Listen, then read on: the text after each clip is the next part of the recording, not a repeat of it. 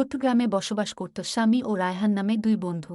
তারা খুব কাছের ছিল এবং সব সময় একসঙ্গে সময় কাটাত। স্বামী ছিল শান্ত ও ভদ্র ছেলে, আর রায়হান একটু দুষ্টু প্রকৃতির। একদিন রায়হান পরিকল্পনা করল তারা গ্রামের কাছে ফলের বাগানে যাবে এবং চুপি চুপি কিছু ফল নিয়ে আসবে। স্বামী প্রথমে আপত্তি করল, কিন্তু রায়হান তাকে নানা কথা বলে রাজি করিয়ে ফেলল। বাগানে পৌঁছে তারা ফল সংগ্রহ করতে শুরু করল।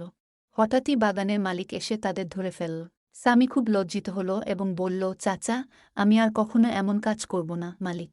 স্বামী বাড়ি ফিরে গিয়ে তার মায়ের কাছে সব ঘটনা খুলে বলল। তার মা তাকে কুরআনের একটি আয়াত শুনিয়ে বললেন, তোমরা সৎ পথে চল এবং অন্যায় থেকে দূরে থাকো।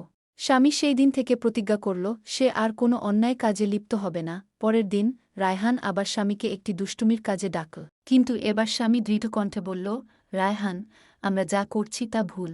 আল্লাহ আমাদের দেখছেন, আর আমরা কিয়ামতের দিনে এর জন্য জবাবদিহি করতে হবে।